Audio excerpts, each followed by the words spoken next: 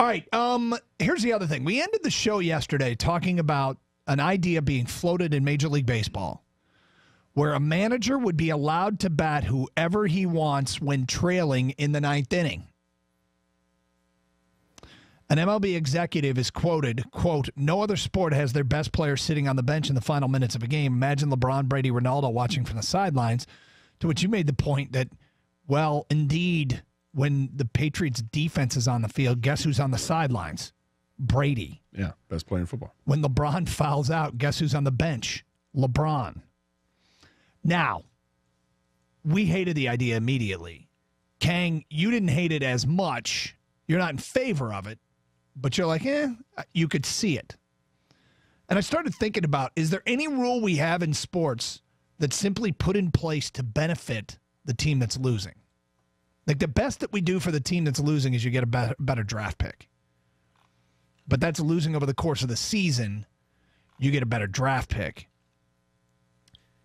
Eisen says he's hearing this being floated around in Major League Baseball. My least favorite rule in all of sports is the rule that you can call timeout and advance the basketball to midcourt. It's probably actually not my least favorite rule. I think it is the biggest stretch to bastardize the game to create excitement. If you get a rebound and don't take a dribble and call timeout, you get to enter the ball at midcourt in the NBA. That seems so weird. It's like if you make a fair catch, you get to put the ball at the 50-yard line. Yeah, it is. And I understand that sometimes rules that are commonplace now started somewhere and they were probably thought of as just crazy, like the three-point shot.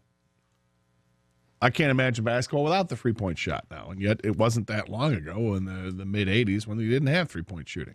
Mm-hmm. I don't think this is akin to that. I mean, you have to really stretch it to get to that point. Yeah, but when we start talking about crazy rule modifications that people are in favor of, and invariably when we bring this up, we will get phone calls with people with crazy rule modifications, and please feel free at 248-539-9797. Kang, you really believe in your crazy rule modification? Yeah, I think there should be a 4-point shot in the NBA. And why? All right. Kind of like what you said, Gator, the 3-point shot seems crazy. And I'm not trying to turn this into rock and jock or anything like that. But let's just use beyond half court is a 4-point shot, okay?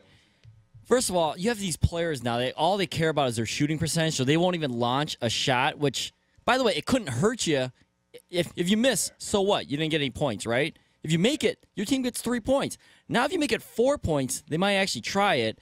I think it's another thing. I know every rule is basically to help the offense, and this is another one of those rules, but I really feel a 4-point shot, you would see more excitement, more highlights. It'd help grow the game even more. Listen, I know it sounds crazy, but I think a 4-point shot will happen eventually. Not in the near future or anything, but it will happen. Hey, they thought the designated hitter was ridiculous when that was brought up. Like, ridiculous. And now I can't imagine baseball without it. I was thinking of my crazy rule modifications, and none of them feel crazy. Like the Heisman Trophy, I think they should wait for all the position awards to be handed out, and then that's your pool of Heisman candidates. So like the Outland, you can only vote for the Outland winner, the Doak Walker winner, the Davey O'Brien winner. You know, for each of the positions in college football, there's an award. The Groza goes to the best kicker. I think it would force the candidates, the voters like me, and believe me, my ballot usually gets just skewered because I will vote for non-skill position players because I think I should vote for who I think the best player in college football is. And the one I got just butchered on was when I had Manti Te'o on my ballot. That was before the whole Linnea Kakoa thing. But even so, that doesn't mean he wasn't the best player. Or in the mix. I think, but that's not really a crazy rule modification. I think there should be mandatory rules for making the college football playoff when it comes to non-conference scheduling. But I don't think I have anything that I would consider quote unquote crazy. Well, I think in an act of desperation, like in the NFL, when you have no shot to win the game at the end of the game, but you want to give that team an opportunity. For instance, if the Bears play the Lions, I think you should have the opportunity at the end of the game to take on a real-life bear. Or a real-life lion, of course, depending if you're who's trailing. A real-life patriot? Yeah. Okay. Good luck with that. Here comes, a Green Beret coming at you. Good luck. 248-539-9797. Tom on a cell. Hi, Tom. Hey, how's it going, guys? What's up? I wanted to just comment on the whole ninth inning, bat whoever you want thing. Yeah. I'm going to start off by saying that I think it's ridiculous. But in a different sport that does it on a regular basis, you're talking about the third period in hockey, trailing by 1 or 2, pull your goalie, and you put your best 6 players out on the ice. Happens all the time. It does, but it comes with a cost, though, because now you're not defending the net. That's true, but even if you're playing 5-on-5 with a goaltender, you still get your best players out there. Hold on. And the rules of hockey allow that you have 6 skaters on the ice, and everybody chooses to have a goalie. You could choose to not have a goalie the whole game. Yeah, that's true. But if you're say down by 1, you don't have to pull your goalie. You can put your best 5 players out with a goaltender. It's up to the coach and so on.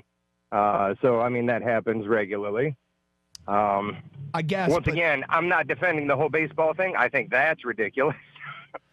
Well, yeah, the baseball thing is ridiculous. I remember I was mentioning yesterday, and I haven't confirmed this, and I wasn't sure if I dreamt it or not, but I'm pretty sure when we were kids in those college all-star games, the East-West Shrine game, the Blue-Gray game, the Hula Bowl, these college all-star games, if a team was down by more than a score and they scored a touchdown, they got the ball back.